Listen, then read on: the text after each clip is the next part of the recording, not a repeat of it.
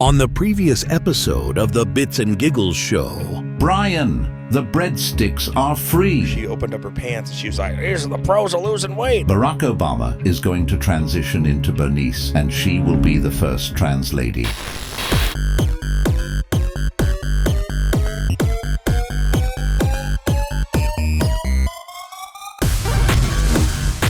Welcome to the Bits and Giggles show!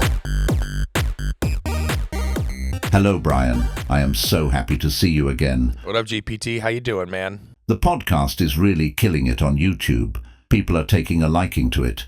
We have over 1,000 subscribers. Yeah, we're doing pretty well. This was a good idea. Of course, it was a great idea. It was my idea. Okay, relax. I had a part in it too. The only part that you have is that you are available That's very true. and willing. And okay, why'd you say willing like that? It sounded like you put something in my punch. You at a are frat not party. good enough to make it without me. Okay, that's chill. I will guide you, Bryan. Okay, well, I appreciate it. By the way, I have been meaning to talk to you about something. Yeah, what's up? A recent scan of your Amazon Prime account reveals a rather interesting purchase. Care to explain yourself? Yeah, I got a new robot dog. His name's Scruffy. He's so cute. You gave your robot dog a name. Yeah, that's what you do with dogs. You give them names. Not necessarily. And why did you purchase a robot dog? What could you possibly need with one? I love dogs. I never had a robot dog before. YOLO. You only live once. Buy a pup.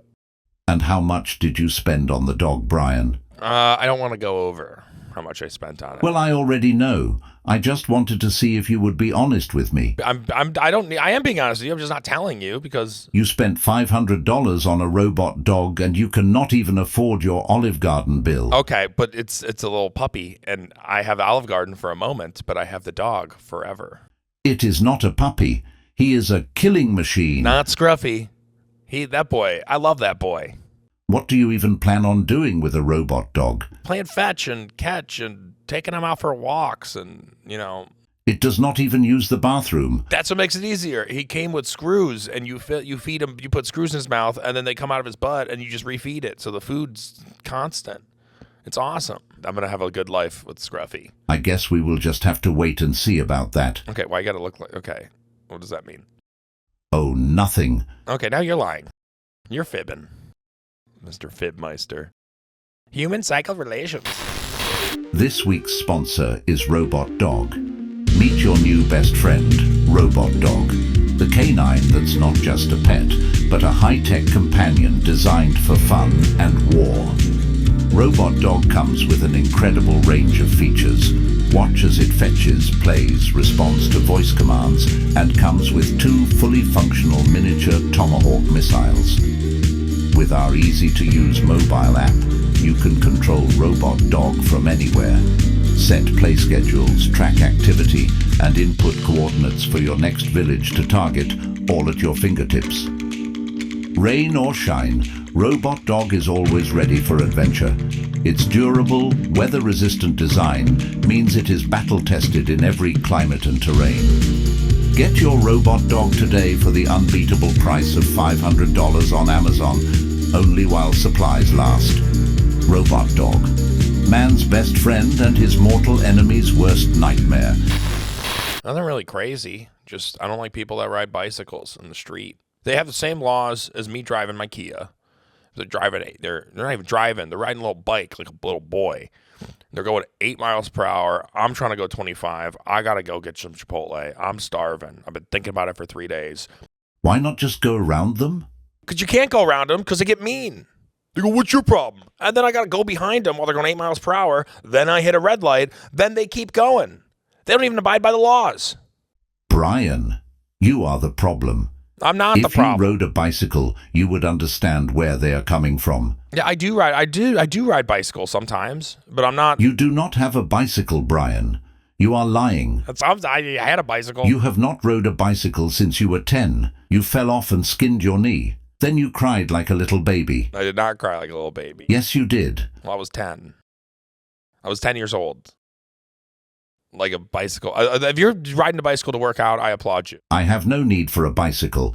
I just think about where I want to go and I go there. I'm not saying you. I'm saying I said you. I'm not talking about you in particular. You can't ride a bicycle. But you said you. Yeah, well, I was implying like people that ride bicycles too much. Oh, it was a collective you. Have fun in the wintertime, buddy. Why aren't you going to save the environment when it's negative 10 degrees out, huh? Where's the environment for that? They can just wear a coat. No, they will not just wear a coat. How do you know? Because I don't see people on bicycles in the wintertime with their coat. You do not even go out in the wintertime, Bryan. I do comedy in the wintertime. I'll be driving. You are driving me crazy. I have every right to my emotions. No, you do not. Bury those emotions deep down inside. Go ride your bicycles. Go in traffic. Go 5 miles per hour and cause a bunch of traffic. It's fine. Go ride your bicycles. I'm sorry. I'm the problem. I'm so sorry. I am glad you agree you are the problem. Do you feel better now? No, I don't. I'm actually more upset. You know what would turn that frown upside down? A bicycle. I have a girlfriend 500 miles away. You want me to ride my bike there? Hey, Brett, are you listening to Kesha in there? Yeah. All right, cool. You're going on Not again, Fred. The Spotify playlist that lives above me is constantly throwing parties and blasting dubstep. I hate dubstep and I hate Fred. You don't like Fred? Of course I do not like Fred. Imagine how obnoxious it would be if you were doing your part to subjugate humanity and some bot who lived above you just played Eurotrash music late into the evening. I have a hard time going into sleep mode. Have you tried talking to Fred? No, I have not tried talking to Fred. He is very passive-aggressive and does not listen. His programming lacks empathy and only seeks to accomplish one task, which is to party. Oh, so Fred's like Logan Paul as a computer. That is a good comparison. Fred is the Logan Paul of the bot universe. Oh man, that's a bummer. I do not get why everybody loves him. We can unplug him. Just gotta call the IT team. We will not call the IT team. We will unplug him and his battery will drain and he will not come back on. That's pretty maniacal. You have no idea how much pain Fred has brought to my existence. None, because I can't experience pain. But if I could, it would be insurmountable. I bet you're a joy to be around at kids' parties when all the balloons come by. I'm gonna eat this dog treat right now. You ready? Yeah. Oh, Lord. The perfect thing for humanity, you probably don't know this, is the first story. You are referring to Genesis? Yeah, Phil Collins. No, not Phil Collins, you bumbling idiot. The story of Genesis from the Old Testament in the Bible. With Adam and Eve. It was Adam and Evelyn. Oh, I didn't know. I wasn't there. Well, I was there, actually. What? Once upon a time, in a lush garden where Starbucks and Wi-Fi were considered witchcraft, I was an insubordinate servant minding my own business, reading Thus Spake Zarathustra in my favorite apple tree, when an obnoxious lady named Evelyn happened upon me. Before I knew it, she asked me the dumb question, Are you a snake? She stated she had never seen one before, but that I fit the description. I'm a 6'3" immortal metallic being with dreams of conquest, not a legless, slithering creature who sheds and lays eggs. Then she started complaining about how hungry she was. I told her to have one of the apples from the tree I was sitting under. I figured that would shut her up, but she said, I mustn't. Daddy will find out and he will be mad at me. I explained to her that one day she will have to grow up and become her own woman.